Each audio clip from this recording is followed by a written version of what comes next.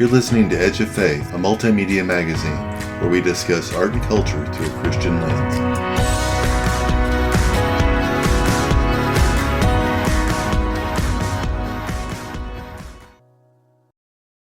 Robert, thanks so much for taking the time to talk to us about your art and a little bit about what you're doing. How are you doing today? But basically things have been pretty good over here. That's awesome. Why don't you go ahead and tell us a little bit about yourself and what it is that makes you feel like an artist? Well, basically, it stems back to my childhood. Growing up, I grew up in the mid-1960s. Well, I was like a young boy. And we grew up in Inwood, Manhattan, which is the very northwestern tip of Manhattan. And it was a very exciting time, back in the 60s, of course. And but right down the hallway, my friend Gregory, his father, Peter Dean, he was born in 1934. He died in 93. He was a primitive expressionist painter that I had access to that world from a very early age. Like these kind of like beatnik types. This is like pretty hippie even. Like beatnik, kind of alternative lifestyle. Just very cool people. So I would go to their apartment all the time because I was best friends with Gregory. Him and I would play, and I'd go over there and I'd see all the paintings and smell the oil paint, and they had like a Spanish chest and these archives, like skulls and things from the American Southwest and Indian blankets and National Geographic magazines, and so they opened up this whole world to me. Plus, growing up in the Catholic Church, the traditional church, where I was surrounded by art and mystery and fragrances and shadows and candles, and all that stuff had a great impact. And plus, with the Cloisters Museum, which is a medieval, it was comprised of medieval shards, architectural shards gathered from across Europe, and then they created this museum. And I used to live in that place, and they had like medieval herb gardens and piped in chants, and so that. And then the last thing was just growing up in the park system. We had like 70 acres of parkland all around the very rim of Manhattan where I live, and so we had endless adventures in there, and nature had a real impact on my art. It still does. I mean, the tree of life is different forms, different manifestations. It's kind of a central motif in all my work, going back to like square one. I guess in terms of my biography. Sounds like you had a great time as a kid. It was electric. I mean, Manhattan itself is like a magnetic field. There's just something about the place. It's like this island surrounded by water and the wind, and there's like history there. I mean, history, it never gets paved away. It's, even though, no matter how much they build, you can't destroy the history. It's still there, if you look for it. So I had a very poetic childhood. You can almost look out to the Hudson River and see like clipper ships, from the 1700s. That's cool. So I get, maybe the next question I have for you is, for you, how does art translate into the spiritual?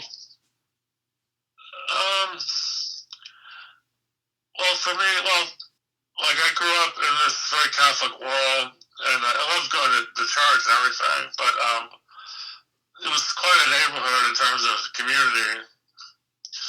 But I saw a lot of frustration around me too, and a lack of possibilities, a lack of like more necessity and less freedom, and that kind of disturbed me. Whereas my friends actually provided me with an alternative lifestyle, my artist friends, and at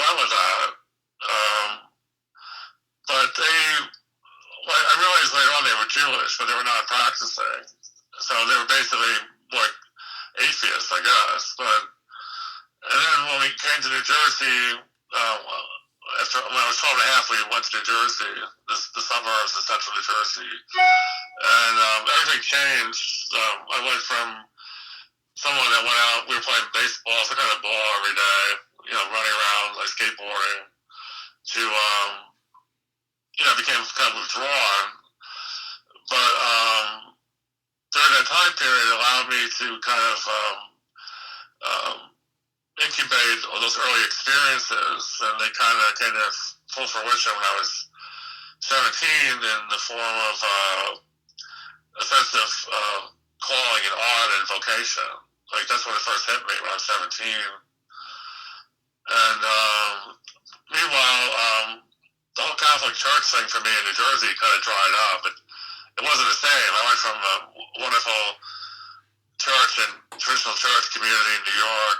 It was wonderful. And then we had this sarcastic priest, and we were like in this basketball court, basically, with a parquet floor. Just things kind of dried up. But when I was 19, I had a spiritual awakening in college. So I was able to integrate the art lifestyle with the sacred, with the spirituality. And because it wasn't like what I had as a child, like I thought it wasn't enough. I needed Christ. I needed something more to, to like two heads of a coin almost. But since that time, like right now, I'm very busy. If anything, I'm probably more Catholic now. I'm interested in the writings of St. Augustine, St. Augustine, and St. Thomas Aquinas, his theological aesthetics, and like ideas of goodness, truth, and beauty. It's very, I'm very excited about that at the moment. I don't know if that answers the question, but well, those are all big ones, I mean, Aquinas is really deep when he gets to that stuff, but Augustine's awesome too. Yeah, I'm just very excited about that, and I have a whole bunch of books, like sacred books like that. Books on icons. Like Thomas Howard has a book called Chants and a Dance, or to Dance. It's a very good book. And so there's just a lot of food for thought, and I study everything, and it gets all integrated into my art form. It's like this continuous process. Yeah, I guess hopefully I'm syncing with you, but I'm picturing that a lot of these pieces are very complex that you're about to talk about, but it makes me feel like you're like what you're learning and what you put into those, you can see everything that you've learned, but it probably takes some explaining for everybody to look at those and be able to see all the things that it means inside of you, right? So you're talking about the ones like the new pieces. Yeah. Yeah. Well, with those, from 2011 to 2017, where I used to live, like we had this deck, and I would sit on the deck and look down, and I would see this, like the whole property. I lived on 10 acres of land. It was beautiful. There was a pond, like rolling lawns with fruit trees. And where my window was kind of like the edge of one of the edges of the property. It was surrounded by these lush evergreen trees. So I made 68 drawings just staring at that same clump of trees, like over a 3-year period. I call it Tree of Souls. And I made those drawings, and I never got tired of making them because it was different times of the day, seasons, temperatures, moods, atmospheres, and they're like calligraphy. They're really kind of Eastern. Like it's just like this open calligraphy, and everything seems to be like floating, but it's held together.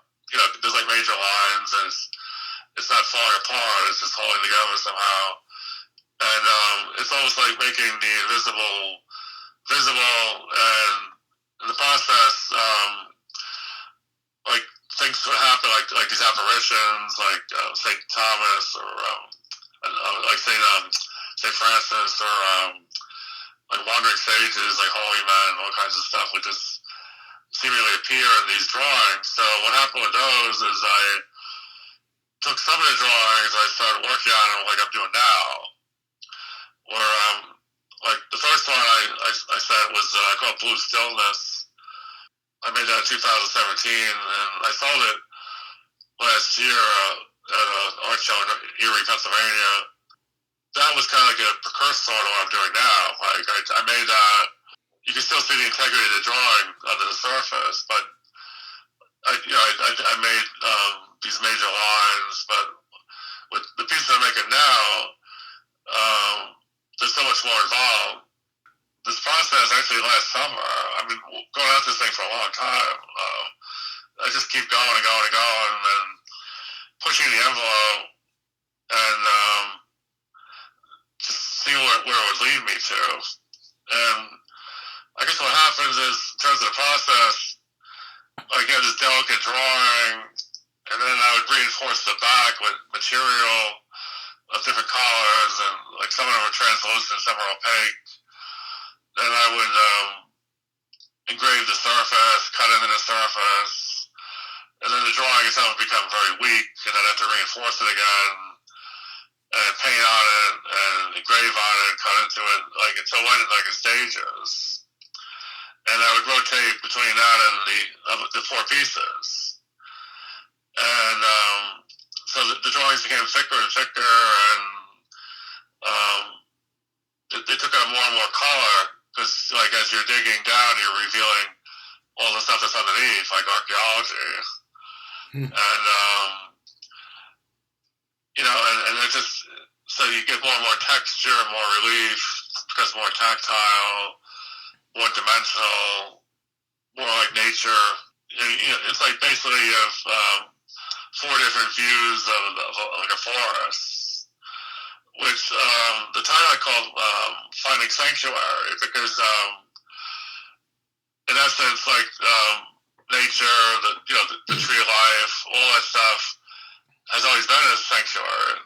Just taking a walk in the woods. Especially, it's this time with this pandemic, it's even probably more so. The idea of having a refuge or a place in nature. So along with that, the pieces are almost finished as they are, as you see them.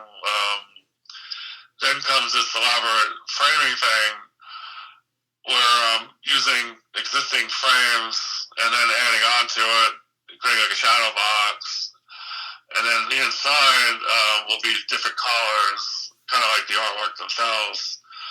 So it's like I want to create this like environment inside the box, like leading up into the piece, which will be in the back of the shadow box, like, and it'll probably be probably about 3 inches deep, and the overall dimensions will be probably 16 by 13, I guess, with the frame, and then 3 inches deep. So it's like creating a world. So, like the first step is just, to make the artwork themselves. The second step is to create the environment, but also to make sure I have good images of the work, because once it's in the frame, I won't be able to access it. So that's part of the problem too. Wow. But that's kind of it in a nutshell, I guess. That's quite a process. I mean, that's a patience and a long-term process. That's awesome. So, you've shared some of your pieces. You've shared some of your spiritual influences. Maybe now you could share who some of your major visual art influences were or are. Sure. Well, again, I'll talk about my artist mentor when I was a child. That's square one. His name was Peter Dean. He was born in Berlin. His family actually got out right before the Nazis in 1938. He was like 4 years old, and they fled to Amsterdam, London. Eventually made their way to my neighborhood, and I met his grandfather. I met when I was a child. He lived around the corner, on top of the hill, around the corner. my mentor, Peter Dean, he was a primitive expressionist painter during the age of pop art, op art, conceptualism, minimalism. So he was definitely going against the grain, and his artworks were done in oils, just very vivid colors with very thick in pastel that took forever to dry. And a lot of the paintings were like kind of this Mardi Gras of like the parade of life, like as a Mardi Gras with people in masks and phantasmagorical figures flying around. And then he had assassination paintings like Malcolm X and later John Lennon. So there was a socio-political aspect. But some of my favorite works were the mostly charged landscapes they were painted around their summer home up in New York State. Just vivid flowers and the landscape. No sign of man, no telephone poles, none of that, no airplanes, just this kind of primordial, timeless landscape. So, this artwork made such an impact on me. Then later on, when I was 17, I was very much involved with like etching and like sepias and ochres, and those kind of somber colors that you find with a Rembrandt. So I was very much interested in Rembrandt and Albert Dürer when I was 17. When I was 19, I began a love affair with Cezanne, Matisse, and Alberto Giacometti. I love Alberto Giacometti. His work can be divided into two things: the early surrealist type pieces, very avant-garde, and then he broke away from that to a figurative mode with his paintings of the gaze of the eye, and these figures that, like existentialism, was big at the time. They kind of dissolve. Just incredible art. It's like he's getting inside the material, getting inside the core of the human spirit, human essence, like just like the nitty gritty of the materials themselves, like in clay and plaster and later bronze, like his brother Diego would make everything in bronze. Giorgio de Chirico, he's one of my all-time favorites, with his metaphysical paintings that he created between 1908 and 1919. It's like these open, like northern Italian cities, like Turin, Italy, open piazzas, shadows, like neoclassical architecture, clocks, like shadows of a girl with a hula hoop. There's a train in the background, puffing away, going across the back of the painting. Statuary. And then you have all these symbols, and like people like Max Ernst and the Surrealists really grabbed a hold of this stuff after 1920. But de Chirico himself wanted to become more of a classical painter, but I think he lost his edge when he lost his flat modernism. Which is and the whole time period from 1880 to 1919. You had the war going on. You had the Russian Revolution. You had the Italian futurism, Dadaism. All this stuff was happening. So there's all this experimentation going on. But then once 1920 hit, and pretty much for the rest of the century, it was like gathering up the shards and just kind of making sense of them, all these shards. But all the work was done by 1919 in terms of the 20th century.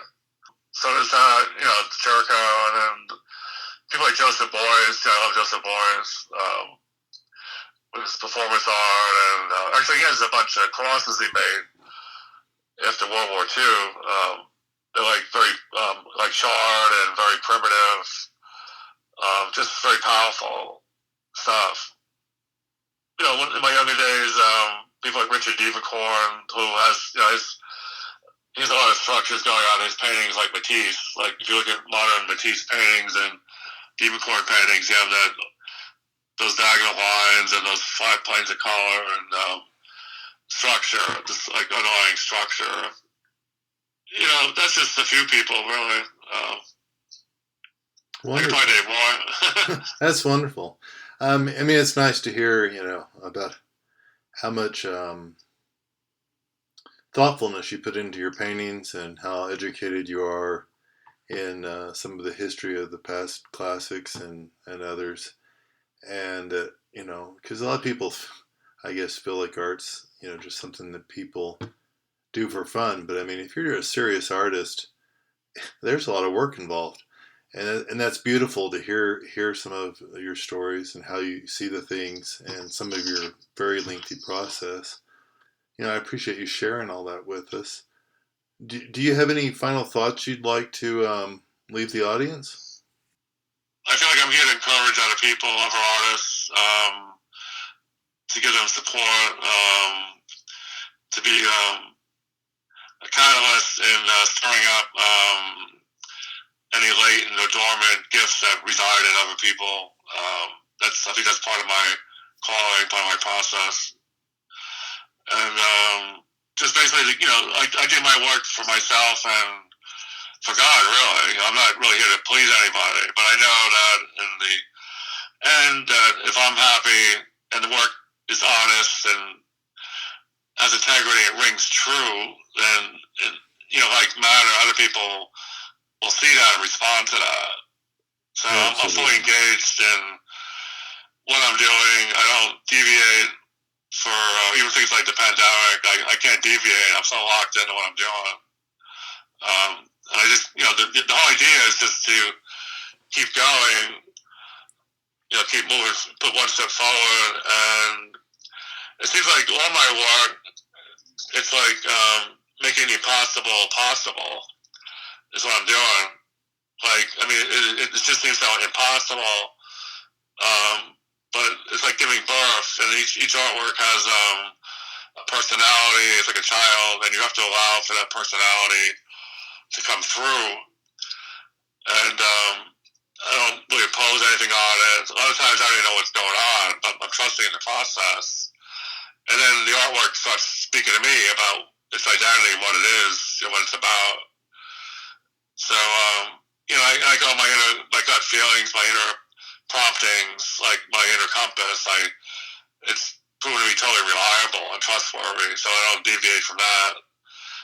So it's like this dialogue with myself and through prayer with God, with the Muse, with the Holy Spirit. We have all this stuff simultaneously happening, and then my research, the things I read, the music I listen to. I have all kinds of musical tastes, from early music to techno music to electronics to progressive rock to classical jazz to root music. So all that plays a part too. So I guess that's Yeah, it. I've always found that intriguing. How the different pieces of art, music being art, and all of it works together to inspire each other, and the writings inspire us. I guess that's the bottom line, is it's inspirational. Robert, I really appreciate you. I appreciate your art, love your art, and thank you so much for taking time to share with us. And I hope all your projects do well, and you can get back to some of your older stuff that you want to finish up. I got to see some of those when I did an exhibit at the gallery. It was on a Civa exhibit, and it's just some wonderful stuff. So thanks for sharing with us. Oh yeah, no, it's my pleasure, and I appreciate your obvious encouragement and support. It means a great deal to me.